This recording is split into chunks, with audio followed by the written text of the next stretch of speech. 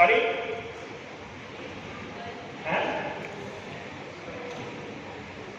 या तो ये हो सकता है कि यहाँ की जो हमारी फीमेल लीडर्स हैं वो बहुत एंथुसियास्टिकली वर्कआउट कर रही हैं, क्योंकि उनके रिलेशन में कहीं ना कहीं फीमेल ज़्यादा हैं और उनको जो जिनको डेवलप करना चाहती हैं उनको कॉल कर रहा है। एक ये रीज़न हो सकता है। दूसरा रीज़न ये हो सकता है कि राजस्थान की लेडीज जो है वो अब हिंदुस्तान का एक नया अध्याय लिखने वाली है जिसमें विमेन पार्टिसिपेशन बढ़ रहा है। ये दूसरा हो सकता है। अब उनमें से कौन सा सही मैं नहीं जानता, लेकिन इट इज ट्रूली कमेंडेबल जहां पर जिस भी जगह पर नारी अगर आगे बढ़ती है तो वो स्टेट, वो घर, वो देश आगे बढ़ता है।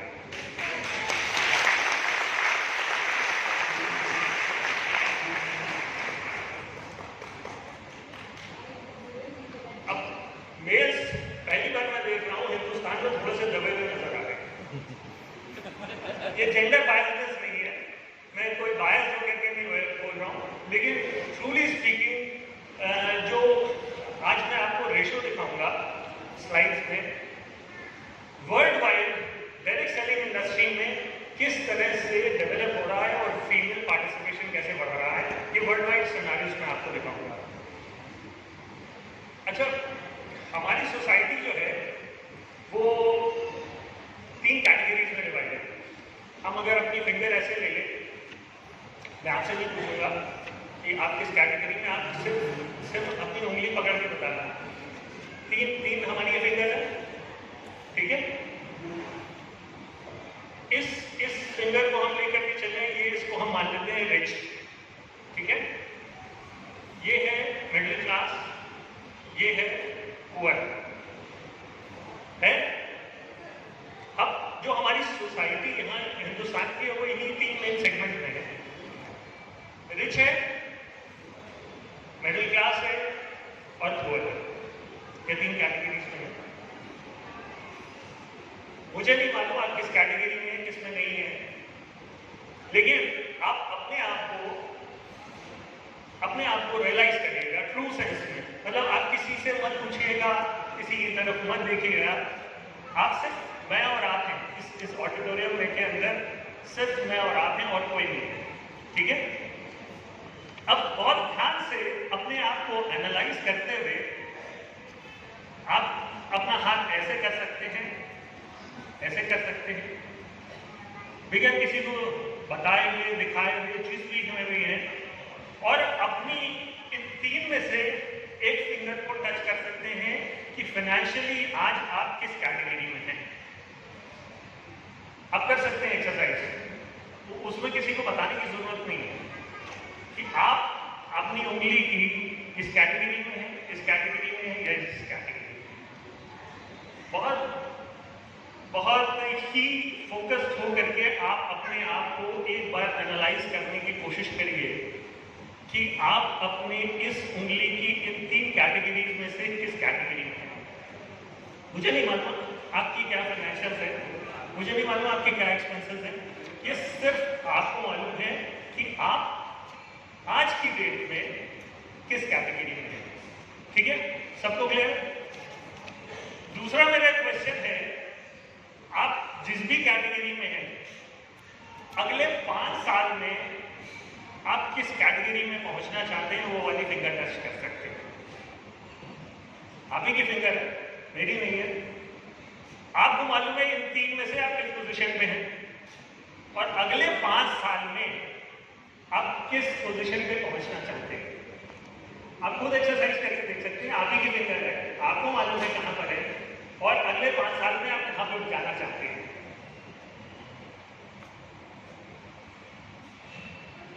देखिए, मैं एक स्टार्ट आपको बताऊंगा। हिंदुस्तान में मिडिल क्लास वाले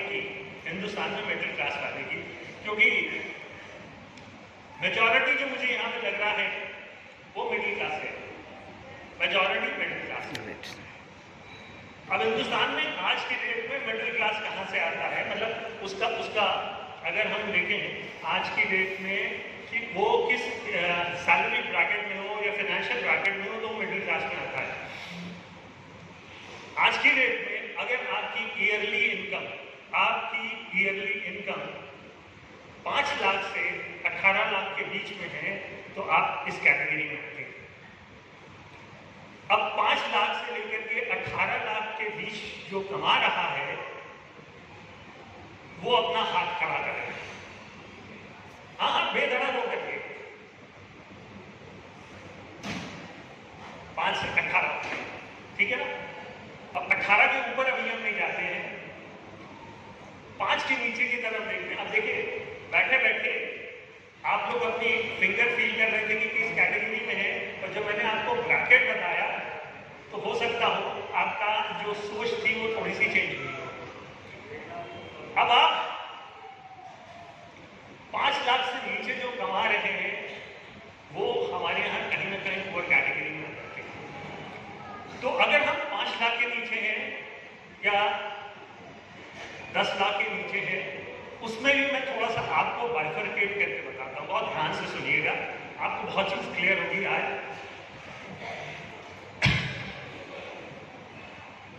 आपकी फैमिली इनकम मान लीजिए 10 लाख की है, हस्बैंड जो है वो 10 लाख रुपए महीने का साल का कमा रहा है। 10 लाख का मतलब होता है तकरीबन 80,000 रुपए महीना, 80,000 रुपए महीना। और उसमें अगर आपने 5 लाख कमा रहे हैं तो 5 लाख का तकरीबन हो जाता है आपका 35-40 कितना, हाँ 40, हाँ ठीक है करीब 40 हो जाता है। तो 40,000 अगर आप कमा रहे हैं महीने का तो आप जस्ट मिडिल क्लास की उस ब्रैकेट को टच कर रहे हैं। लेकिन अगर आपकी फैमिली में एक पर्सन है जो 40,000 कमा रहा है, 50,000 कमा रहा है, और उसके ऊपर डिपेंडेंट उनकी वाइफ है, उसके ऊपर डिपेंडेंट उनके 2 बच्चे हैं, उसके ऊपर डिपेंडेंट उनके पेरेंट्स हैं, तो घर में फैमिली मेंबर्स कितने हो गए? 6, 2 पेरेंट्स, 2 हस्बैंड वाइफ और 2 बच्चे। अब जो 5 लाख या 6 लाख कमा रहे हैं उनकी पर कैपिटा इनकम कितनी हुई? आप 6 से डिवाइड कर देंगे, तकरीबन जो है 6 लाख कमा रहे हैं तो आप 1 लाख रुपए पे आ जाते हैं कि पर पर्सन इनकम 1 लाख की है। और 1 लाख का मतलब हो जाता है आपका 12,000 रुपए महीना। और अब आप देखिए कि आप मिडिल क्लास में स्टैंड कर रहे हैं कि लोअर क्लास में स्टैंड कर रहे हैं। ये इंट्रोस्पेक्शन की बात है कि आप सेल्फ एनालाइज करके आप जिस भी घर से हैं, जिस भी कैटेगरी से हैं, जहां पर भी वर्कआउट कर रहे हैं उसमें आप अपनी फैमिली को किस तरह से लेके जा रहे हैं। और मजे की आपको एक चीज बताऊं, हिंदुस्तान में क्या हो रहा है, जो ये लोअर कैटेगरी है ये जीवन में बढ़ रही है और जो ये मिडिल क्लास है ये फाइट कर रही है। तो आप पूछेंगे कैसे, लोअर कैटेगरी कैसे? मैं थोड़ा सा एग्जाम्पल आपको दिल्ली गुड़गांव वगैरह का देता हूँ, उसे आप कनेक्ट करिएगा। काफी बच्चे होंगे जो पढ़ाई करने के बाद दिल्ली चले जाते हैं, दिल्ली जाकर के वर्कआउट करते हैं, और उसी सेम एरिया से एक आदमी दिल्ली या गुड़गांव जाकर के कुछ मेहनत वाला काम करना शुरू कर देता है। मेहनत इन द सेंस कि हो सकता है वो कुरियर बॉय का काम करना शुरू कर दे, हो सकता है वो ऑटो रिक्शा चलाना शुरू कर दे, हो सकता हो वो एक ठेला लगाना शुरू कर दे, हो सकता हो वो किसी ऑफिस में जाकर के वर्कआउट करना चालू कर सके, कुछ भी ऐसा काम करना शुरू कर देता है।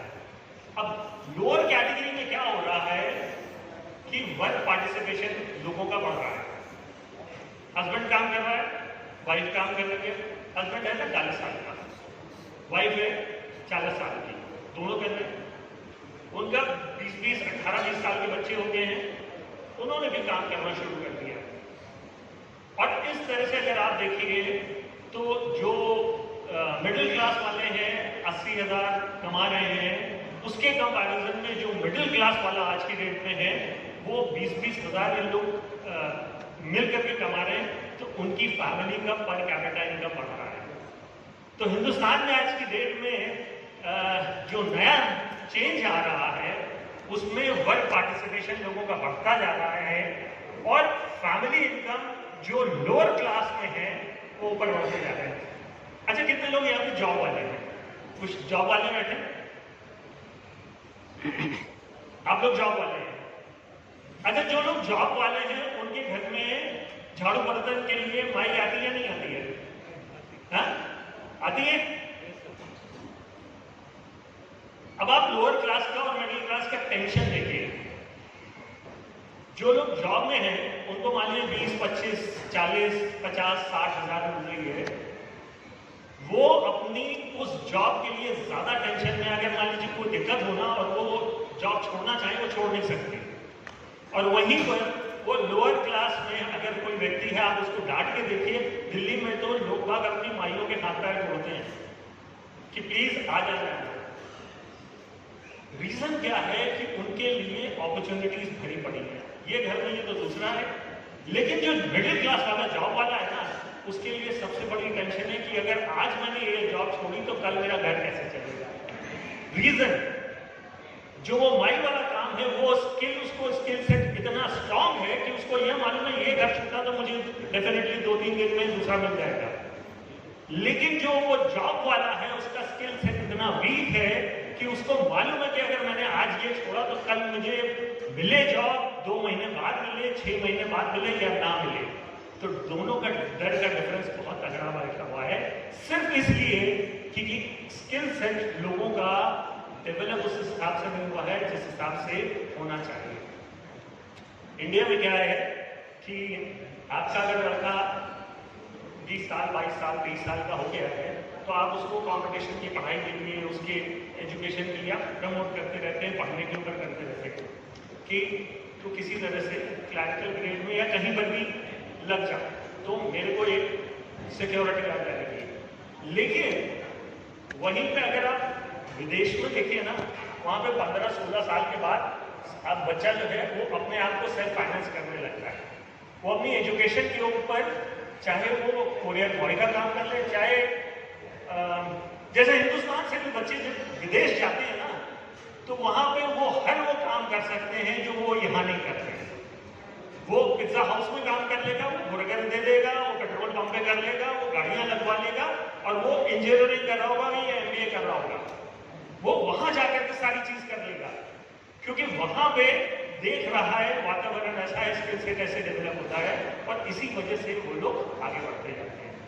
तो हमारे यहाँ सबसे बड़ा चैलेंज क्या है कि माता पिता का ओवर प्रोटेक्शन, कि बेटा चिंता मत कर, हम तेरे लिए खड़े तो लगा देंगे। और वहीं कहीं ना कहीं हम वो उस बाबू वाली प्रवृत्ति को पैदा करते जा रहे हैं जो हमारी ग्रोथ में बाधा कर रहा है।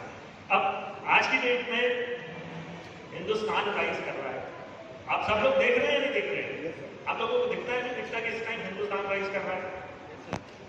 अभी संजय जी ने एग्जाम्पल दिया। अच्छा, कितने लोगों के पास यहाँ पे स्मार्टफोन है? स्मार्टफोन और शाबाश। अच्छा, कितने लोगों को टच पैड वाला है, कीपैड वाला?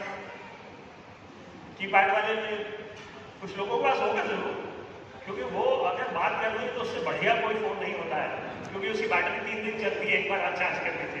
और ये वाला जो स्मार्टफोन होता है इसकी तो सवेरे करा शाम को रहना उठेगी, लेकिन उसमें आ सकती है हम सब। अच्छा, जितने लोगों का स्मार्टफोन है, कितने लोगों का स्मार्टफोन जो है वो 10,000 या 10,000 के ऊपर का है? मेजॉरिटी वही स्टैंड आउट कर रही है, सभी का तकरीबन 10,000 के ऊपर का है? अच्छा, आप लोगों में से किसी का फोन कभी खोया है या खराब हुआ है? हुआ है? खोया या खराब हुआ हो? अच्छा, जिन जिन का खोया या खराब हुआ है उन्होंने कितने दिन बाद जो है फिर वही वाला या उससे बेटर मोबाइल फोन फिर खरीद लिया। एक दिन में, सेम डे, कितने दिन बाद? 2 या 3 दिन, same day, same day. Next day आ जाता है, हाँ? सेम डे आ जाता है, नहीं तो नेक्स्ट डे तो आ ही जाएगा, है ना? अब ऐसा क्यों है? आपका मोबाइल फोन खराब हो गया तो आपने नेक्स्ट डे या सेम डे क्यों खरीद लिया 10,000 या उससे बेटर फोन? क्योंकि फोन जो है आपकी लाइफ का एक रेगुलर पार्ट बन चुका है। उसमें आपकी रील्स चलती हैं, उसमें आपके शॉर्ट्स चलते हैं, उसमें आपका इंस्टाग्राम चलता है, उसमें आपका फेसबुक चलता है, उसमें आपका ट्विटर चलता है, उसमें आप यूट्यूब देखते हैं और उसमें आप लोगों के घरों में क्या हो रहा है उसको देख के लाइक या डिसलाइक करते हैं। बेसिकली इसीलिए टच पैड वाला, ये जो कीपैड वाला है वो भी फोन, बेसिक फोन वही होता है, वो बिल्कुल सही है, लेकिन आपकी जो लाइफ में चीजें ऐड ऑन होती जा रही हैं वो बहुत इंपॉर्टेंट हो रही है और वो प्रोग्रेसिव हो रही है।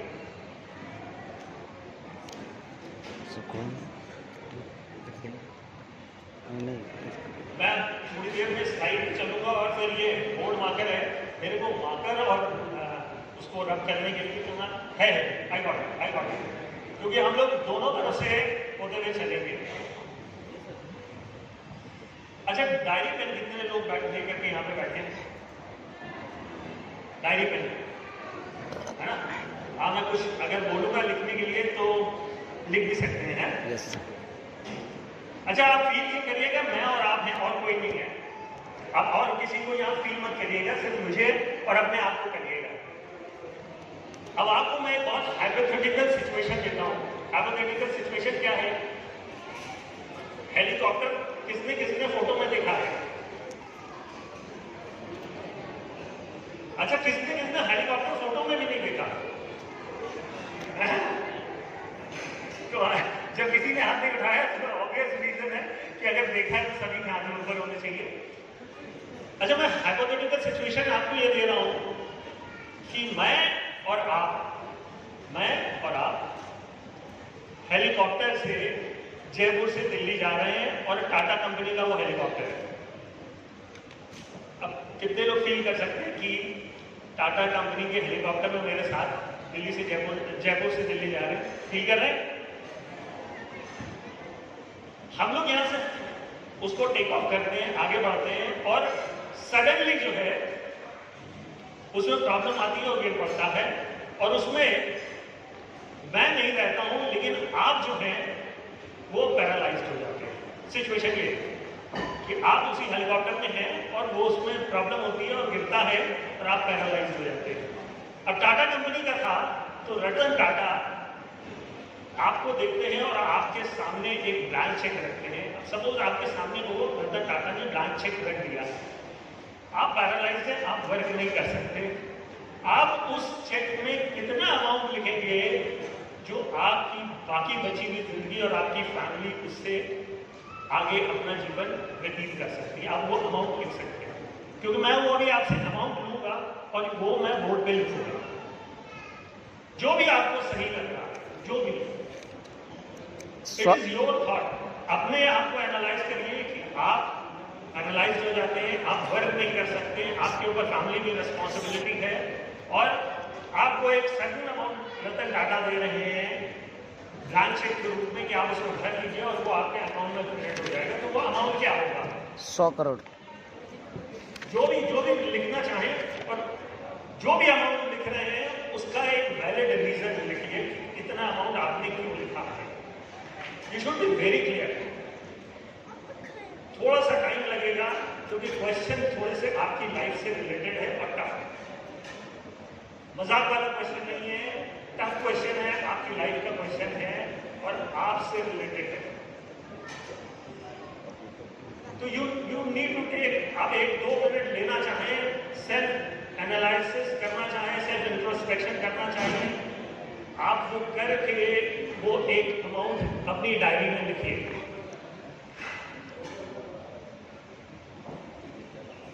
क्योंकि वो मैं अमाउंट्स में आपसे लूंगा।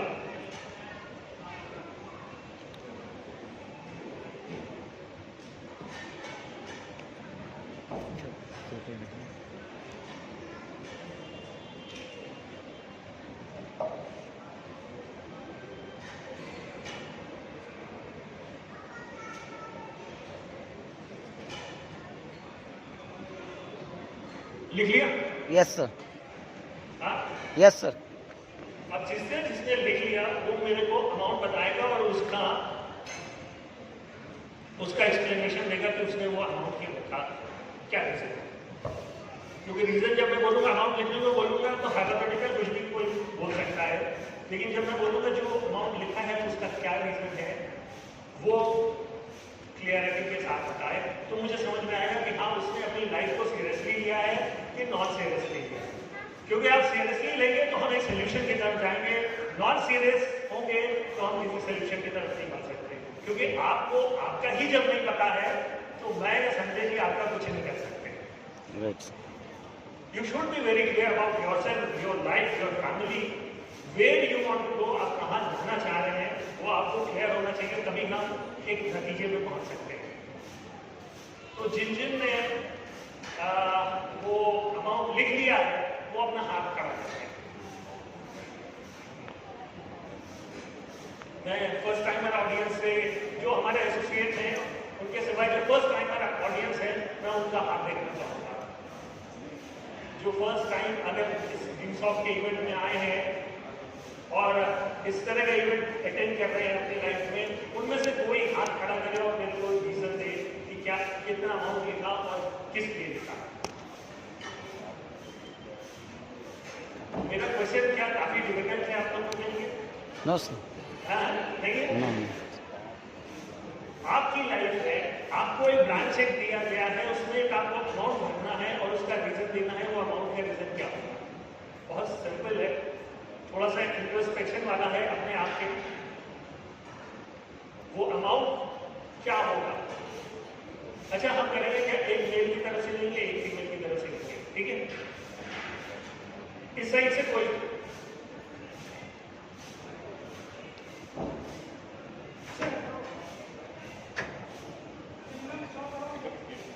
हाँ 100 करोड़। 100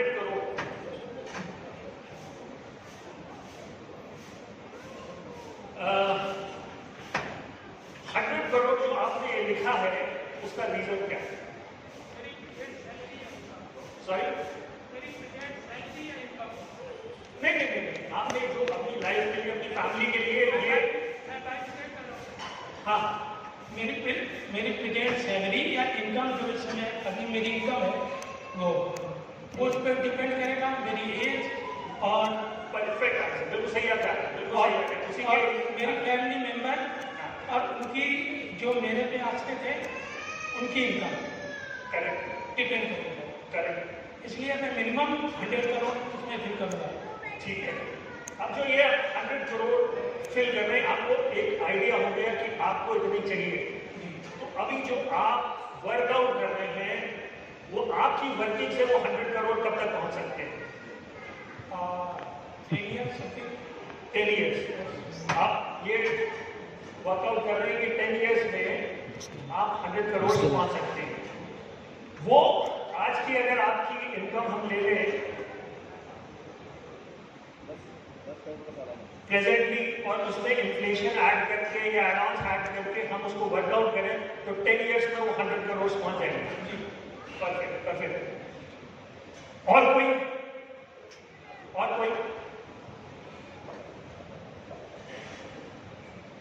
कोई फीमेल की तरफ से जो भरना चाहे, तो वो आधा हाथ उठा रहे हो तो क्या आंसर करना चाह रहे?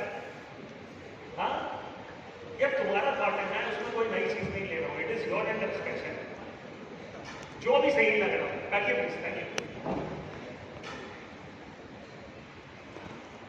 या फीमेल की तरफ से किसी पार्टिसिपेंट है, ये तुम्हारा सेकंड सूट है आज का, तुमने बोला 4 पहनूंगा। Thank you sir. राइट, कोई फीमेल की तरफ से है कोई? अच्छा, यहाँ पे सबसे सुंदर जो फीमेल बैठी है उनको देना, जो तुम्हें लग रहा है सबसे सुंदर। हाँ, जाओ, जो सबसे सुंदर बैठी है उनको माइक दो, अपनी वाइफ को छोड़ देते।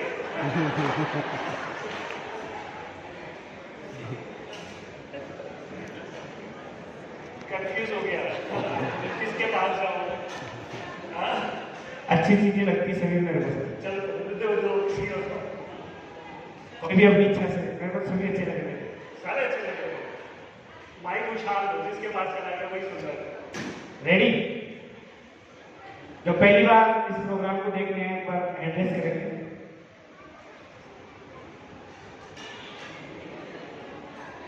चलो मैम से मिल लेते हैं। सर मैंने लिखा है जी, रतन टाटा के साथ बिजनेस पार्टनर का। एक्सीलेंट यार, इज बियॉन्ड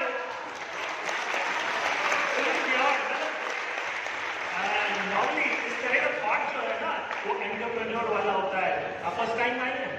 सर यहाँ पहली बार आई हूँ, आती रहती हूँ सेमिनार में। ओके ओके, देखिए माइंडसेट की बात है। This was not expected, very very few. हाँ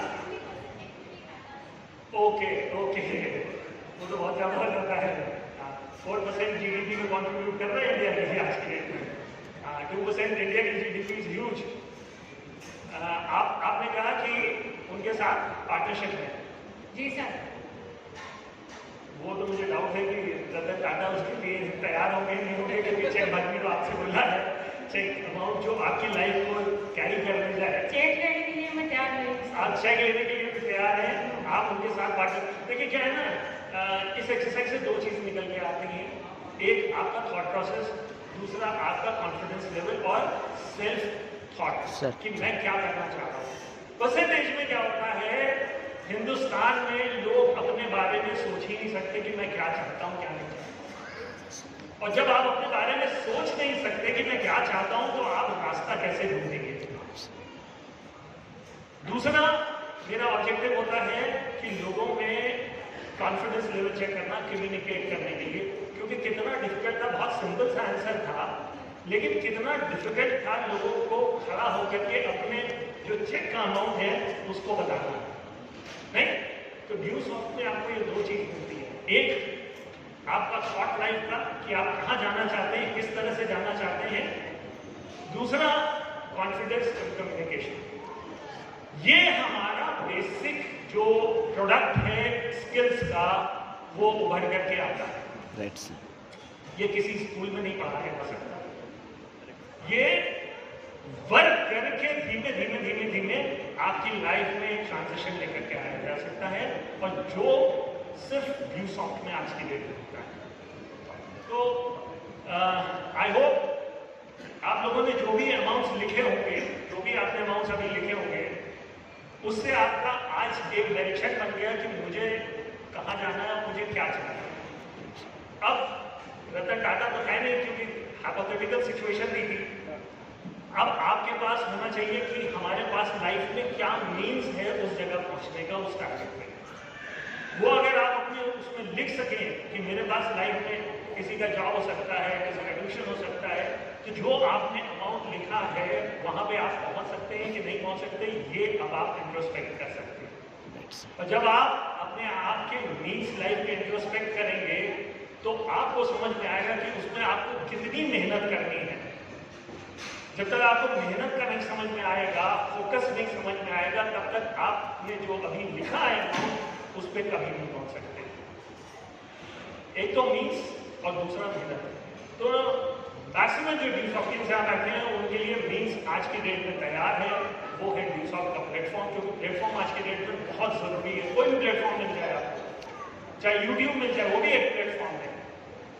अलग अलग तरीके के प्लेटफॉर्म है, और डायरेक्ट सेलिंग में ड्यू सॉफ्ट एक बहुत बड़ा प्लेटफॉर्म बन चुका है। मैं आपको डायरेक्ट सेलिंग अभी दिखाऊंगा कि क्या उसकी स्ट्रेंथ है। तो अगर आपको वो चीज़ क्लियर हो जाती है तो फिर आपको देखना होगा कि आपको इनपुट क्या लगाना है। आप इनपुट 0 को लगाएंगे, आउटपुट आपका क्या निकलेगा।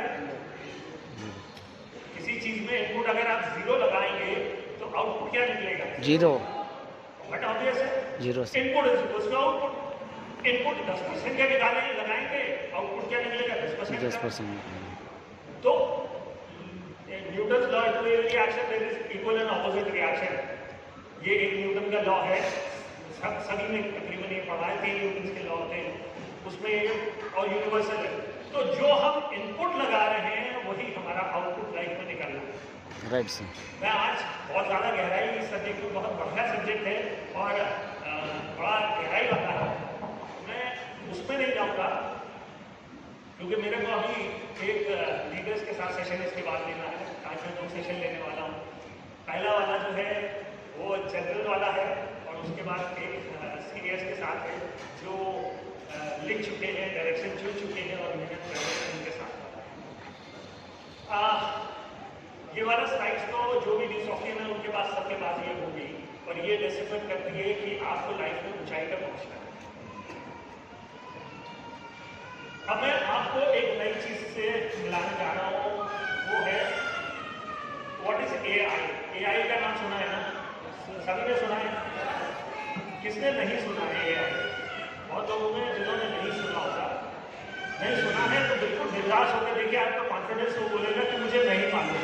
नहीं मालूम है तो फिर हम उसको बताने की कोशिश करेंगे और जिनको मालूम है उसके साथ हम थोड़ा सा और एक्सप्लेन करेंगे। AI, artificial intelligence. Artificial intelligence क्या होता है? आर्टिफिशियल इंटेलिजेंस क्या होता है? आज की डेट में ये एक ऐसी इंटेलिजेंस है जो आपके लाइफ में बढ़ती चली जा रही है। सबके पास मोबाइल फोन है? कितनों के पास उनके फिंगर स्कैन से खुलता है या उनके फेस से खुलता है? कितने उनके पास ऐसा फोन है? सारे एआई यूज कर रहे हैं। वो आप ही के चेहरा देख करके या आप ही के फिंगर से करता है। आज की डेट में एआई जो है वो हम लोगों की लाइफ का इंटीग्रल पार्ट बनता जा रहा है और इसकी सबसे बड़ी खासियत क्या है कि हमारी लाइफ को इजी करता जा रहा है, लेकिन इसकी सबसे बड़ी खराबी क्या है? ये हमारी नौकरियां छीनता चला जा रहा है। आने वाला जो टाइम है, जो अभी टाइम है आप देख रहे हैं, अभी क्या होगा कि आप आज की डेट में डिनायल मोड में बैठे हैं कि नहीं ऐसा कुछ नहीं है, कोई इससे बहुत चेंजेस नहीं होने, हमारी लाइफ जैसी चल रही है वैसी चलती रही है। वो डिनायल मोड होता है ना? फिर उसके बाद ग्रेजुअली आप एक्सेप्टेंस मोड में आएंगे। जैसे क्या होता है कि अगर घर में किसी के कोई व्यक्ति नहीं रहता है तो क्या होता है? पहले तो विश्वास नहीं करता, फिर उसको डिप्रेशन में चला जाता है, एंगर करता है और कुछ समय बाद वो एक्सेप्टेंस मोड में आ जाता है कि भाई अब हमारी ये फैमिली में रह रहे हैं, लेकिन वो 15 दिन बाद, महीने भर बाद लाइफ वापस वैसे चलने लग जाती है। तो ये हर जगह, हर सिस्टम में कनेक्ट होता है। तो एआई के लिए हमारे यहाँ जो मासेस हैं वो एक्सेप्टेंस मोड में नहीं है। रीजन क्या है? हम वर्ल्ड की लार्जेस्ट पॉपुलेशन हो गए हैं। आप लोगों को मालूम है नहीं मालूम? हमने किसको पीछे छोड़ा है? हमने चाइना को पीछे छोड़ दिया। एक ही काम में हम नंबर 1 पहुंच गए पॉपुलेशन के बाद, और आज इंडिया वर्ल्ड की लार्जेस्ट पॉपुलेशन है। अब एआई क्या काम कर रहा है? वो नौकरियां हटा रहा है। तो हिंदुस्तान के लिए फायदे की चीज है कि नुकसान की चीज है? नुकसान है। हाँ? नुकसान। हिंदुस्तान के लिए फायदे के लिए कि नुकसान के लिए? ये ऐसा एक सब्जेक्ट बन जाएगा जो बहुत करीब डिबेट करा सकता है, क्योंकि इसके फायदे भी हैं, नुकसान भी है। हम पॉपुलेशन में सबसे आगे हैं, स्किल्स में हम बिल्कुल पीछे हैं, तो हमारे लिए कहीं ना कहीं नुकसान का तरफ है। फायदे के लिए उनके लिए है, उन कंट्रीज के लिए जहां पॉपुलेशन कम है और काम ज्यादा है। तो बजाय यहाँ से लेबर मंगवाने के इंडिया से या किसी भी और जगह से, वो एआई का यूज करके वो कवर अप कर सकते हैं। तो उनके लिए फायदा है, हमारे लिए उतना फायदा नहीं है। लेकिन हमें ये एक्सेप्ट करना होगा कि आज की डेट में एआई को हम रोकेंगे तो रुक नहीं सकता। मैं एआई की डिटेल में नहीं जा रहा हूँ, किसी दिन अगर मौका मिलेगा तो मैं एआई के ऊपर ही पूरा एक सेशन ले सकता हूँ, जिससे कि आपको मालूम हो कि आज चीज़ें कैसे स्टैंड आउट हो रही हैं और अगले 5 साल में क्या डिफरेंस आने वाला है। पहले होता क्या था कि 5 साल में 100% का डिफरेंस आता था और अब 1 साल में 100% का डिफरेंस आ रहा है टेक्नोलॉजी के ऐड होने से। कितने लोगों ने यहाँ पे डीवीडी देखी है? कितने लोगों ने कैसेट देखा है? कितने लोगों ने सिर्फ रेडियो सुना है, एफएम भी नहीं? क्योंकि ये स्टेजेस नहीं है। पहले लोग ट्रांजिस्टर रेडियो लगाते थे, फिर उसके बाद एफएम आया और उसके बाद घरों में शादी के टाइम में कैसेट प्लेयर आता था, उसमें रात भर पिक्चर चलती थी। 100 रुपये 200 रुपये दे करके रात भर में 4 पिक्चरें निपटाई जाती थी। मैंने भी निपटाई है, नॉर्मल था। शादी का है या कोई इवेंट है, सारी फैमिली गेट टुगेदर हुआ और फिर ला करके लगाया गया और चौथी पिक्चर आते आते आधी विकेट गिर चुकी होती थी। लेकिन ये टेक्नोलॉजिकल चेंजेस आ रहे हैं। आज की डेट में कार्स जो होती हैं उसको, अभी मेरे एक फ्रेंड ने कार ली है, वो जैसे अभी गर्मी पड़ रही है वो यहीं से बैठ करके अपनी कार स्टार्ट कर लेता है, उसका एसी सेट कर देता है। जब वो कार में बैठता है जा करके तो उसकी कार स्टार्ट होती है और उसका टेम्परेचर मेंटेन होता है। लोग घरों में जाते हैं क्योंकि आज की डेट में मेड्स वगैरह बहुत एक्सपेंसिव हो जाती हैं, तो आपका गीजर अगर आपको नहाना है वो ऑटोमेटिक ऑन हो जाएगा। आपकी वॉशिंग मशीन में सवेरे कपड़े पड़े हैं तो आप ऑफिस से निकल रहे हैं, कहीं से निकल रहे हैं, आपने बटन दबा दिया, वो आपका ऑन होकर के धुल जाएगा। तो हम लोगों की लाइफ में चेंजेस बहुत तेजी से आ रहे हैं। मैं फिर बता रहा हूं कि पहले डिनायल स्टेज होगा, तो जितने लोगों की लाइफ में आज की डेट में डिनायल स्टेज है वो नॉर्मल है, कोई अननॉर्मल नहीं है। लेकिन 5 साल के अंदर आप उसी चीज को एक्सेप्ट कर रहे होंगे और आपके घर में जो फैमिली मेंबर्स हैं उनके जब जॉब के ऊपर चैलेंज आएगा तो आप उसके लिए एग्रेशन में आएंगे। तो ये प्रोसेस चलेगा ही चलेगा। ये जॉब का इफेक्ट कर रहा है। अब मेरा अगला क्वेश्चन है कि डायरेक्ट सेलिंग या ड्यूसॉफ्ट को ये एआई कैसे इफेक्ट करेगा या नहीं करेगा? हाँ, अब ये क्वेश्चन है मेरा अगला। भाई देखिए, एआई जो है वो बिजनेस नहीं कर सकता, वो आर्टिफिशियल इंटेलिजेंस है। एआई आपकी लाइफ में मदद कर सकता है लेकिन क्रिएट नहीं कर सकता। और ड्यूसॉफ्ट जो है वो बेसिकली एक आपका स्टार्टअप है, बिजनेस है। जो आपका स्टार्टअप है वो एआई कभी कवर अप नहीं कर सकता है। तो आप उस इंडस्ट्री में हैं जो एआई प्रूफ है, और जहां जॉब जा रही है वहां लोग अगले 5 साल में इतना ज्यादा आने वाले हैं डायरेक्ट सेलिंग इंडस्ट्री में, क्योंकि जो बेसिक लेवल के काम हैं, जितने भी मेट्रो सिटीज हैं उसमें बेसिक लेवल के काम जो है वो मशीनें करने वाली हैं और मेजॉरिटी वहां पे काम करती है। अगर आप अब स्किल नहीं है और उस एआई को यूज नहीं कर पा रहे हैं तो आप बेरोजगार, आपके घर में कोई ना कोई बेरोजगार अगले 5 साल में होने वाला है, जिसमें 5 साल, 7 साल, 10 साल, इसमें सबसे ज्यादा प्रॉब्लम आएगी जो 40+ वाले हैं। 40+ वाले के साथ क्या होता है कि उनकी नई चीजें को सीखने की एक्सेप्टेंस लेवल कम होता चला जाता है, और जैसे जैसे वो कम होता जाता है उनकी जॉब पे उतना ही चैलेंज आता है। गवर्नमेंट जो वीआरएस देती है वो कहती है 50 के आप हो गए हो, वीआरएस लेके रिटायरमेंट ले लो। क्यों करती है? उसका बेसिक रीजन ये है कि उनको फ्रेश हैंड चाहिए, फ्रेश ब्लड चाहिए, और आज की डेट में प्राइवेट सेक्टर में फ्रेश ब्लड के ऊपर ज्यादा, जो आदमी को 2 लाख की तनख्वाह दे रहे हैं उसकी जगह वो 5 लड़के रख लेंगे जो उससे ज्यादा काम करके दे सकते हैं। तो आने वाले टाइम में डायरेक्ट सेलिंग इंडस्ट्री बहुत तेजी से राइज करने वाली है, क्योंकि इसमें मैन पावर बहुत ज्यादा बढ़ने वाली है। रीजन मैं आपको 2-3 बता सकता हूँ। पहला, जो लोअर क्लास है वो ऊपर बढ़ रही है। मिडिल क्लास वाले के लिए कहीं ना कहीं अपनी लाइफ में एक एवेन्यू और एक्स्ट्रा क्रिएट करके रखना है, क्योंकि आने वाले टाइम में जब उसकी जॉब जाएगी तो उसके पास एक पैरेलल प्लेटफॉर्म हो जिसके ऊपर वो लैंड कर सके। मैं फिर बोलूंगा कि अभी लोग डिनायल मोड में है नहीं, लेकिन चीजें इतनी तेजी से बदल रही हैं कि आप उसको पकड़ नहीं सकते, इतना फास्ट ग्रोथ हो रही है। डायरेक्ट सेलिंग इंडस्ट्री के लिए एक फायदे की चीज होगी, क्योंकि वहां पर लोग पैरेलल सिस्टम के लिए वर्कआउट करेंगे। जॉब या स्टार्टअप दोनों चीज अच्छी है। हाँ, स्टार्टअप आज की डेट में जो है ये नया बज़वर्ड है। अच्छा, पहले जो है हम लोग स्टार्टअप नहीं समझते थे। ये तो सचिन और विनीत बंसल ने, जिन्होंने फ्लिपकार्ट शुरू करी थी इंडिया में, उन्होंने ये वर्ड स्टार्टअप पॉइंट करा, और इंडिया में यूनिकॉर्न्स करीब 100 से ऊपर हो गई हैं, जिसमें लोगों ने अभी फिजिक्स वाला का भी नाम सुना होगा। फिजिक्स वाला का नाम सुना है? एजुकेशन प्लेटफॉर्म है, बायजूस को सभी जानते हैं। फिजिक्स वाले में वो टीचर ही था, लेकिन वो डिजिटल प्लेटफॉर्म है, तो प्लेटफॉर्म लाइफ में राइज करने के लिए बहुत इंपॉर्टेंट है।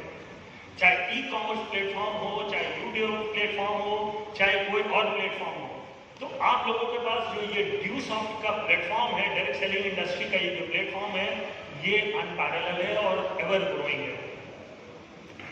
जॉब्स और स्टार्टअप में जॉब्स चैलेंजिंग है, गवर्नमेंट बढ़ा नहीं सकती। आज की डेट में हर जगह कट ऑफ चल रहा है, हर जगह कट ऑफ चल रहा है, और स्टार्टअप अब ग्रेजुअली बढ़ रहा है। अच्छा, पहले मैं जब ये वर्ड स्टार्टअप सुनता था तो मुझे बहुत डिफरेंट लगता था, लेकिन आज मुझे समझ में आया है कि जो लोग आप लोग काम करते हैं वो भी एक स्टार्टअप है।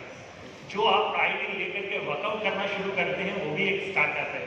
और स्टार्टअप में चैलेंजेस हमेशा रहते हैं, रिस्क फैक्टर हमेशा रहता है। इनिशियल लेवल पे कोई भी स्टार्टअप हो उसमें आपको मुशक्कत ज़्यादा करनी पड़ती है, रिटर्न कम आता है। तो जो भी स्टार्टअप के पैरामीटर्स थे उसको जब मैंने इससे एनालाइज करके देखा तो मुझे उस दिन रियलाइज हुआ कि हमारे यहाँ कितने लोग हैं जो अपनी लाइफ में पैरेलल स्टार्टअप कर चुके हैं, चाहे जॉब के साथ कर चुके हों, चाहे अपने घर में रहते हुए कर चुके हों, चाहे किसी भी पोजीशन में हो। और अभी संजय जी ने अपनी स्लाइड में जो गवर्नमेंट का वो दिखाया था, कोई भी स्टेट गवर्नमेंट है वो जॉब देने के लिए तैयार नहीं है, वो प्रमोट स्टार्टअप करने के लिए तैयार है। और सोशल एक्सेप्टेंस भी आज की डेट में स्टार्टअप का आ गया। मैं दिल्ली में देखता हूँ लेडीज जो है क्लाउड किचन चलाती है। अब कहीं आप लोगों ने क्लाउड किचन का नाम सुना है? हाँ, क्लाउड किचन का नाम सुना? क्लाउड किचन भी एक स्टार्टअप ही होता है कि आप अपने घर से बना रहे हैं और डिजिटल प्लेटफॉर्म से कनेक्ट होकर के लोगों के घर वो सामान पहुंचा रहे हैं, चाहे जोमेटो से, चाहे स्विगी से। ये सारी चीजें स्टार्टअप में आती है। लेकिन ग्रोथ जो है वो सेल्फ ड्रिवन वर्क से आनी है।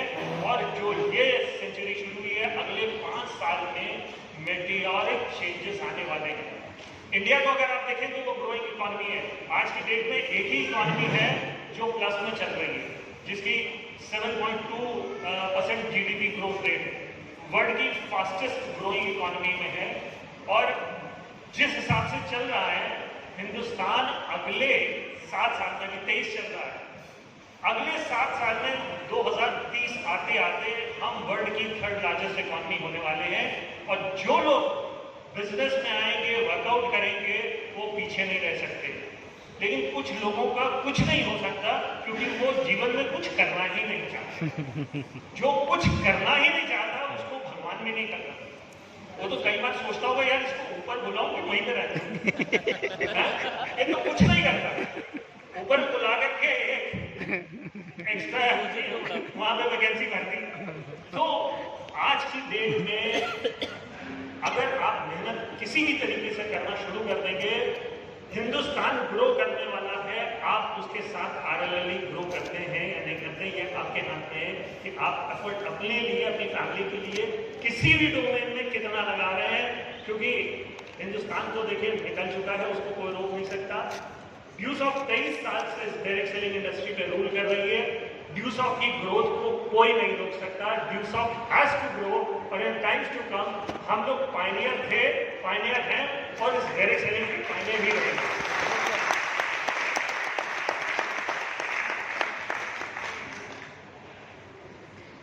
अब स्टार्टअप में जो है 2 चीज आ जाती हैं। एक आ जाता है सोलोप्रेन्योर, एक होता है एंटरप्रेन्योर। सोलोप्रेन्योर क्या होता है? सोलो मीन्स सिंगल, एंटरप्रेन्योर मतलब जिसके साथ एक सिस्टम वर्कआउट करता है। हाँ, एक सिस्टम वर्कआउट करता है। तो सोलोप्रेन्योर जो है, सोलोप्रेन्योर कौन बन सकता है? जैसे अभी किसी के बाहर कोई टिक्की का ठेला लगा ले, उसने सवेरे बनाया, 4 बजे आया, 11 बजे तक बेच करके अपना निकल गया। पान की दुकान लगाया, अंडे का ठेला लगाया, सेल वर्क करा, पैसे लिए, निकल गया। वो कहलाते हैं सोलोप्रेन्योर्स, जहां पे और कोई नहीं होता। एंटरप्रेन्योर्स वो होते हैं जिनके साथ एक सिस्टम वर्कआउट करता है। इंडिविजुअली अगर आप सेल्फ वर्कआउट करते हैं तो एंटरप्रेन्योर बनने में चैलेंज होता है क्योंकि सिस्टम उसके साथ वर्कआउट होता है। लेकिन ड्यूसॉफ्ट के प्लेटफॉर्म के साथ आप जब वर्कआउट करते हैं तो आपके साथ एक पूरा पैरेलल सिस्टम वर्कआउट करता है। वो मैं आपको दिखाता हूँ कैसे। मैं तो कहूँगा आप लोग एंटरप्रेन्योर की जगह एडुप्रेन्योर ज़्यादा है, सेकेंड सेशन में मैं उसकी और क्लैरिटी लेकर के आऊंगा। ड्यूज ऑफ या direct selling as a startup. आप एंटरप्रेन्योर कैसे हैं? गवर्नमेंट के लाइसेंस के क्लियरेंसेस के लिए आपको कोई टेंशन नहीं रखनी, क्योंकि आप जिस प्लेटफॉर्म पे हैं वो ऑलरेडी कवर्ड है पिछले 23 साल से। Labour man power office staff आपके बैकएंड के सपोर्ट के लिए पूरा है, जो पिछले 23 साल से वर्कआउट कर रहा है। लोकेशन ऑफिस फैक्ट्री आपको कोई नहीं लगानी, आप इंडिपेंडेंट है, जहां पर जाएं जैसे चाहें किसी भी जगह से आप कर सकते हैं। आपका सपोर्ट सिस्टम आपके साथ पैरेलली वर्कआउट कर रहा है। Logistic, transportation, courier, delivery of products, website, जितनी भी इस तरह की चीजें होती हैं वो सब आपके एंटरप्रेन्योरियल मोड में बैकएंड में ऑलरेडी 23 साल से चल रही हैं। आप स्टार्टअप तो कहीं ले चुके हैं, आप एडुप्रेन्योर बन चुके हैं। सिर्फ सिस्टम के साथ आपको 20% लगाना है। आपका as a entrepreneurial journey 80% already system बना रखा हुआ है, जिसके ऊपर सिर्फ आपको वर्कआउट करना है सेल्स के ऊपर। ये स्लाइड बेसिकली डिपिक्ट करती है, ये मैं स्लाइड्स आप लोगों को दे दूंगा। ये डिपिक्ट करती है कि वर्ल्ड सिनारियो क्या है डायरेक्ट सेलिंग इंडस्ट्री का, जो एक राइजिंग इंडस्ट्री है हिंदुस्तान के अंदर। इसमें अगर आप देखेंगे तो इंडिया की पोजीशन कहां पे आ रही है? इंडिया की पोजीशन 30 काफी नीचे है वर्ल्ड सिनारियो। 2019 जीडीपी के रेशो में तो हम काफी ऊपर है, लेकिन डायरेक्ट सेलिंग, लेकिन इन टाइम्स टू कम ये जिस स्पीड से बढ़ रही है इंडिया में, इसकी पोजीशन बढ़ती चली जाएगी। यूएस और चाइना लीड कर रहे हैं, क्योंकि वो ऑलरेडी डेवलप्ड इकोनॉमीज हो चुके हैं। वर्ल्ड वाइड अगर आप देखें तो डायरेक्ट सेलिंग इंडस्ट्री में सबसे ज्यादा लोग कहां काम कर रहे हैं? एशिया पैसिफिक रीजन में। हालांकि यहां सेल ज्यादा है, लेकिन चाइना, इंडिया, ये सारी जो आती हैं यहाँ पे डायरेक्ट सेलिंग बहुत ज्यादा बढ़ रहा है। ये स्लाइड आपको शो कर रही है कि वर्ल्ड में कहां कहां डायरेक्ट सेलिंग जो वर्क है वो कितना ज्यादा बढ़ रहा है।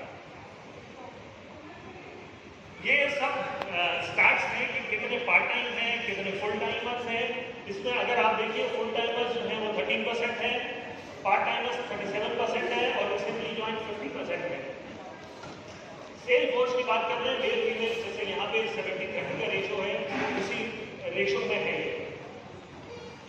एज ग्रुप के हिसाब से मैं ये आपको स्लाइड्स दे दूंगा, आप उसको एनालाइज कर सकते हैं।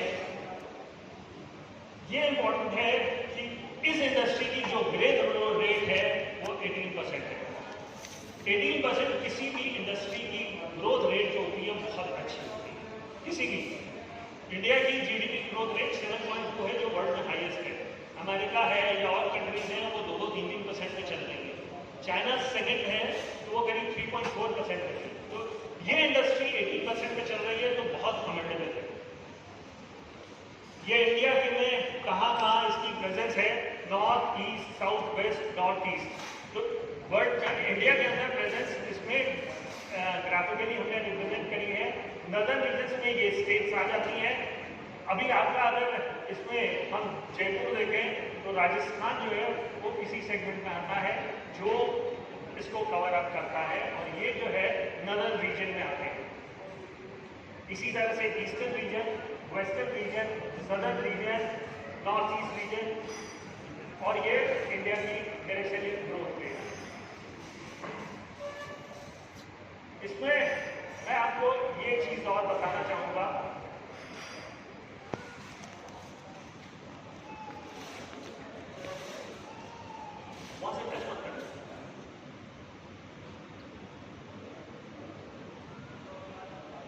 मैं एक स्लाइड आपको और दिखाना चाहूंगा। इस डायरेक्ट सेलिंग इंडस्ट्री से फायदा कहां पर होता है?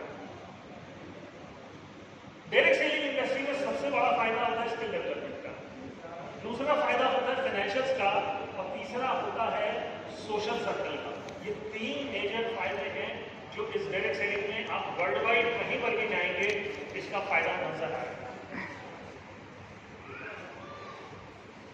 यहाँ पे क्या लिखा हुआ है? बाल गृहस्थ वानप्रस्थ संन्यास। ये क्या चीज है? हाँ, जब हम बच्चे होते उससे बाल गृह। ये क्या चीज है? 4 आश्रम हैं? अच्छा, इसमें वृद्धा आश्रम नहीं है? नहीं, संन्यास है। संन्यास संन्यास वही अब ये जो हमने आश्रम लिखे हैं, ये फेजेस ऑफ लाइफ है। हम सब इसी फेज से निकलेंगे और किसी फेज से तो नहीं निकलेंगे। नहीं सर, यही अब इसको हम ये एक लाइफ लाइन ले लेते हैं। लाइफ लाइन में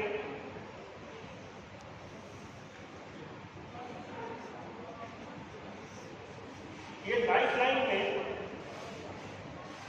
हम ग्रेजुअली देखते हैं, पैदा हुआ बच्चा, फिर 20 साल का हुआ। नॉर्मली ये किस एज की होती है? 0 से 20 साल के बाद में पढ़ाई करता है, अध्ययन करता है।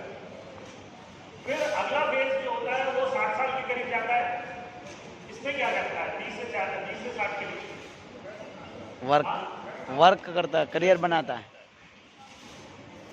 मुशक्कत करता है, मेहनत करता है, हर तरह से अपनी फैमिली को कैरी करने की कोशिश करता है, और 60 के बाद वो इंतजार करता है कि भगवान भजन करे और सबको देखे ठीक ठाक कर रहे हैं, नहीं कर रहे हैं, मॉनिटरिंग सिस्टम रखें घर का कि हाँ सब सही तरीके से खा रहे हैं, सो रहे हैं और कोई गलत काम नहीं हो रहा है, तो सबका मॉनिटरिंग होती है और फिर एंड ऑफ लाइफ है। अब इसके अंदर यहाँ पे हमने एजुकेशन लेनी है, यहाँ पे हमने करियर बनाना है और यहाँ पे हमारा रिटायरमेंट होना है। अब जितने आप लोग बैठे हैं, आप लोग किस स्टेज में आज की डेट में बैठे हैं? 20 से 60। जितने भी लोग यहाँ बैठे हैं, कई छोटे भी बैठे हैं, कुछ 20 वाले भी बैठे हैं, अंडर 20 वाले हैं, लेकिन हम मेजॉरिटी जो है वो 20 से 60 वाले हैं। Right 20 sir. से 60 में हम अपने करियर के ऊपर फोकस करते हैं।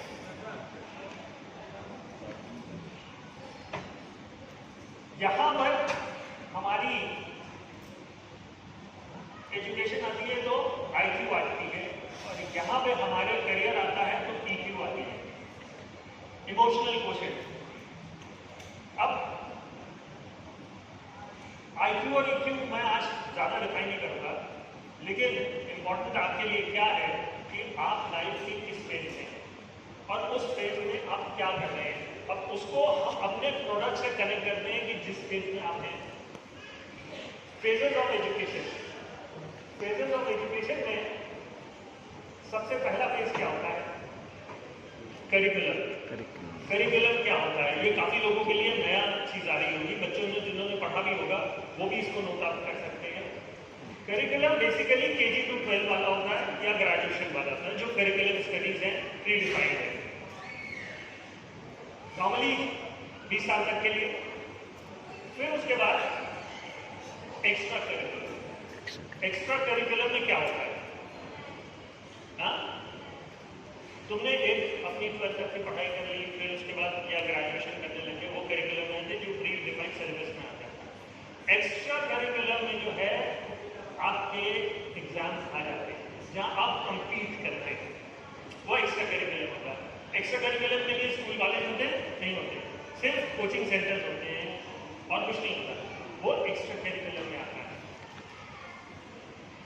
फाइट यहाँ पे बच्चों की ज़्यादा होती है, एक्स्ट्रा करिकुलम में आ सकती है, जो 15 से 25 के बीच की फाइट होती है नॉर्मली। तीसरा आता है स्किल्स। स्किल में दो तरीके की स्किल होती है, हार्ड स्किल, सॉफ्ट स्किल, ये तो हमारे यहाँ सबको मालूम है। अब जब हम लाइफ में सक्सेसफुल होते हैं तो संजय जी ने बताया था,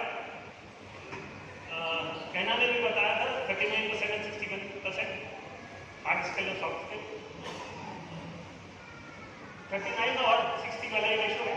ये एंट्री लेवल के लिए है, ध्यान रखिएगा, ये एंट्री लेवल के लिए है। और ग्रेजुअली जैसे जैसे हम 30 साल के बाद 40 साल में आते हैं तो 30 और 70 रेशो हो जाता है, 50 या 50 के ऊपर आते हैं तो 20 और 80 हो जाता है। ये हमेशा इसी परफॉर्मेंस में चलता है। अब ड्यूज ऑफ इसमें कहाँ आ जाता है? 20 साल या टेल एंड ऑफ लाइफ ये स्किल्स हैं जो एवर एंडिंग प्रोसेस है। हमारा ई-लर्न जो कोर्स है, जो ऑनलाइन में आप ई-लर्न में देखते हैं, वो करिकुलम में आता है। जो ई-टेस्टिंग है वो एक्स्ट्रा करिकुलम में आता है, और जो हमारा किट है, जो हमारा मेन प्रोडक्ट है, वो स्किल में आता है। और स्किल जो है वो हम 20 साल से एंड ऑफ लाइफ वाले के ऊपर फोकस करके देते हैं, जो मैक्सिमम यूजेज वाला है। मैं इसकी डेप्थ में नहीं जा रहा हूँ, लेकिन करिकुलम स्टडीज के लिए कंपनी नई चीज लेकर के आई है, जिसका थोड़ा सा आपने पोर्शन देखा था, और वो एनसीईआरटी और सीबीएसई का पोर्शन आ रहा है। इसमें अगर आप देखेंगे क्लास 6, 7, 8, 9, 10, 11, 12 ये 4 सेक्शंस हैं जिसके ऊपर हमने नया वर्कआउट करा है, और ये हमारे करिकुलम स्टडीज में है। यूसॉफ्ट ने फोकस जो था वो स्किल डेवलपमेंट में करा था, जो फर्स्ट फेज में था। फिर ई टेस्टिंग के ऊपर हम लोग गए थे, जो एक्स्ट्रा करिकुलम में था, और ये सेक्शन जो है करिकुलम में। अब इसमें क्लास 6 के लिए maths, English, Hindi, science, Sanskrit, social studies. Similarly for class 7, similarly for class 8, similarly for class 9, similarly for class 10, क्योंकि इसमें ऑलमोस्ट करिकुलम स्टडीज में प्री डिफाइंड होता है। 11th में आपको कुछ एड ऑन्स और हमने कर दिए हैं, economics, accounts, business studies, history, geography, political science और सोशोलॉजी, ये सारे सब्जेक्ट भी आ रहे हैं। Similarly with class 12। तो ये एक नया एड ऑन है यूसॉफ्ट की तरफ से। इसके ऊपर हम लोग काफी समय से वर्कआउट कर रहे थे, लेकिन आपको in depth curriculum, extra curriculum और स्किल डेवलपमेंट क्या होता है, जो हमारा एजुकेशन सेक्शन पूरा डिफाइन करता है, उसके लिए मैं कभी आप लोग और थोड़ा सा लेवल बढ़ा के मिलेंगे, तो मैं उसकी गहराइयाँ आपको बताऊंगा कि वो है क्या, exactly how it stand out. तो आज का जो हमने सेशन रखा वो बेसिकली उन चैंपियंस के लिए रखा जो लाइफ में उनको क्लैरिटी है कि वो कहाँ जाना चाहते हैं और किस तरह से जाना चाहते हैं। जो जीवन में आगे बढ़ना चाहते हैं उनके लिए यूसॉफ्ट आज की डेट में एक बहुत क्लियर प्लेटफॉर्म है, जिसमें जो भी उनके डिजायर्स हैं, जो भी उनके थॉट प्रोसेस है, जहाँ पर भी वो जाना चाह रहे हैं, वो अपने मेंटर से या जिनके रेफरेंस से वो आए हैं उनके साथ अगर वर्कआउट करेंगे तो वो अचीव कर सकते हैं।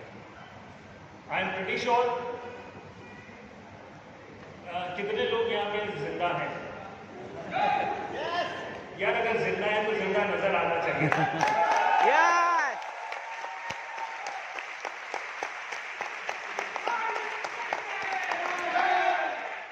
क्योंकि सब्जेक्ट ऐसा होता है जहाँ स्टडीज की बात आती है, वहाँ थोड़ा सा और ऊपर से जब खाना में मीठा दबा के खाया हो तो थोड़ा सा नींद ज्यादा आती। चावल किसने ज्यादा खाया था? क्या चीज? नहीं, अभी हमने सीबीएसई के ऊपर फोकस करा है कि हाँ? अच्छा, राजस्थान बोर्ड ने भी लेना शुरू कर दिया। एनसीईआरटी देखिए बेसिकली क्या है, ये यूपीएससी के लिए या राजस्थान पीसीएस के लिए ये एक बेस वर्क है। लैपटॉप अगर यहाँ पे आ सकता है मैं यहाँ दे सकता हूँ, एक्सेल एक खोल करके दिखाऊँ, थोड़ा सा मैं इनको और इंसाइट दे दूंगा कि क्या कॉम्पिटिशन है। कितने लोग यहाँ पे राजस्थान से बैठे हैं? Majority is from Rajasthan. Okay, आ सकता है यहाँ पे? मैं वहीं आकर के दिखाता हूँ। अब एक्सेल खोलो और उसको वाइड करो। राजस्थान बोर्ड में राजस्थान में एक एग्जाम होता है RAS। किसने नाम सुना है RAS का? यार फीमेल ज्यादा सही है हमारी, हैं? RAS का नाम सुना है? अच्छा, IAS का तो सबने सुना होगा ना? IAS का सबने सुना है। उसी तरह से स्टेट में जो होता है स्टेट सर्विसेज, वो राजस्थान एडमिनिस्ट्रेटिव सर्विसेज में आ जाती है। आप लोगों में से कोई बता सकता है कि राजस्थान एडमिनिस्ट्रेटिव सर्विस में कितने लोग फॉर्म भरते हैं?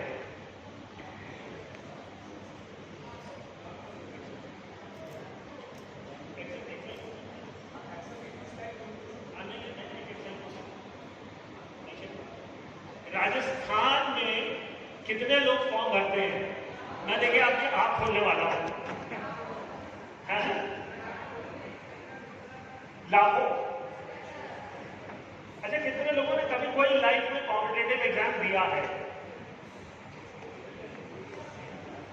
कभी तो दिया। मुझे उनको एक्सप्लेन करना थोड़ा सा आसान हो जाएगा जिन्होंने लाइफ में कभी कोई कॉम्पिटिटिव एग्जाम दिया है।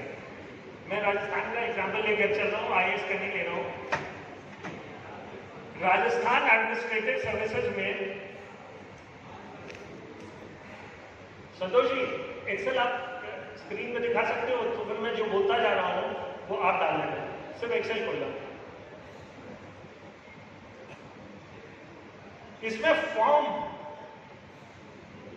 कितने लोग भरते होंगे? लाखों। लाखों। करीब करीब 10 लाख। 6.5 लाख लोगों ने इसका फॉर्म भरा था। ठीक है, फॉर्म भरने के बाद प्रीलिम्स में अपीयर होना, प्रीलिम्स में अपीयर होना, उसमें करीब 3.5 लाख लोग अपीयर हुए। इतने लोगों ने भरा फॉर्म, लेकिन सिर्फ फॉर्म भरा, उसकी फीस दे दी, लेकिन अपीयर नहीं हुए। संतोष जी, इसको और बढ़ा दीजिए, साइज जो है आप 100 से बढ़ा करके, हाँ बढ़ाओ, हाँ बस, अब ऊपर ले लो और उसमें आप लिख दो फॉर्म। एक हाँ बस ऊपर ही ले लो, कहीं यहाँ, हाँ किसी भी सेल में आप लिख दो फॉर्म, FORM।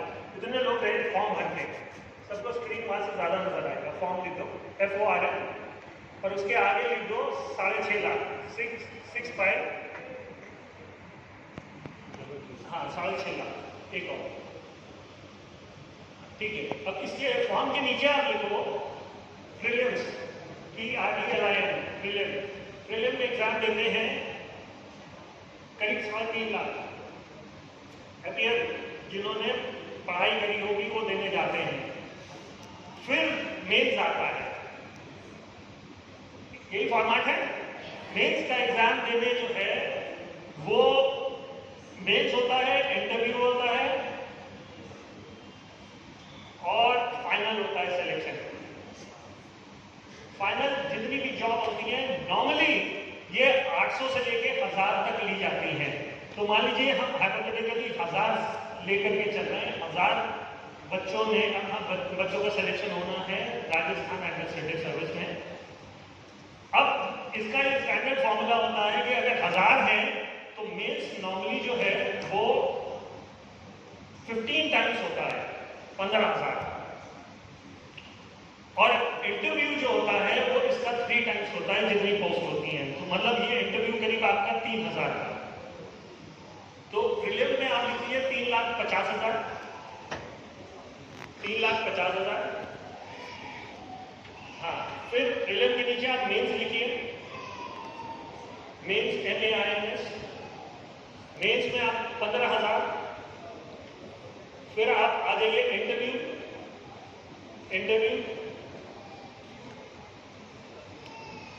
हाँ इंटरव्यू 3,000, हाँ और फाइनल 1,000। ये स्टैंडर्ड है कहीं पर भी, चाहे आईएएस का देखिए, आईएएस का तो 10 लाख के ऊपर अपेयर होते हैं। ठीक है, अब संतोष जी आप ई वाली ब्लॉक में आइए, हाँ यहाँ पे इक्वल्स टू लगाइए, इक्वल्स टू D5 जो 1000 है उसको सेलेक्ट करिए, D5, नहीं, हाँ D5 आपने सेलेक्ट कर लिया, divided by D1, divided by D1 into 100 into ना 2 नहीं, मल्टीप्लिकेशन वो एस्ट्रिक बना रहता है, इंटू हाँ 100। ये परसेंटेज हम निकाल रहे हैं, एंटर।